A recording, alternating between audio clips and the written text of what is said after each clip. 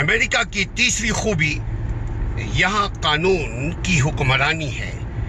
اس کو legislative land کہتے ہیں. ہر چیز کو یہاں قانون کا درجہ دیا ہوا ہے. آپ کے حقوق، آپ کے فرائض سب تحریری ہے. اس ملک میں رہ کر کے قانون کوئی اگر نہ سیکھے یا قانون پر عمل کرنے کی عادت نہ ڈال سکے تو اس نے اس لینڈ میں رہنے سے کچھ نہیں سیکھا. اگر یہاں آپ کوئی رہتا ہو یا آپ آ رہے ہیں تو آپ کوشش کریں کوئی ہنر سیکھ کر آئیں. آپ کوشش کریں کہ یہاں آپ انگریزی اگر نہیں بھی آپ جانتے ہیں تو بنیادی چیزیں جس چیز کا آپ ہنر رکھتے ہیں اس ہنر کی جو پروفیشنل ورڈز ہیں، جو خاص ٹیکنیکل الفاظ ہیں انگریزی کے، وہ ضرور سیکھ کر آئیں.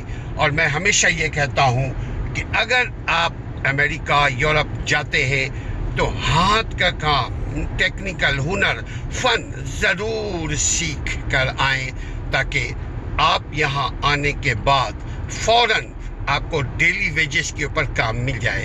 تو تیسری خوبی یہ ہے کہ قانون کی یہاں حکمرانی ہے. ہر شخص قانون پر عمل کرنے پر مجبور ہے، یا چھوٹا ہو یا بڑا ہو.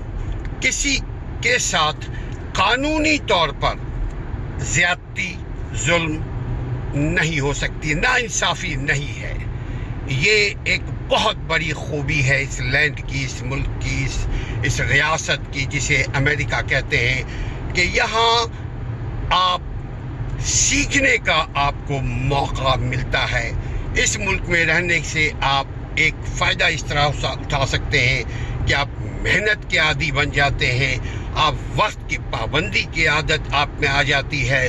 اس ملک میں رہنے کا دوسرا فائدہ یہ ہوتا ہے کہ جھوٹ بولنے کے راستے بند ہو جاتے ہیں. جو شخص یہاں جھوٹ بولتا ہے وہاں آگے چل کر پکڑا جاتا ہے. اور جھوٹ بولے کوا کاٹے، کالے قانون سے ڈریو.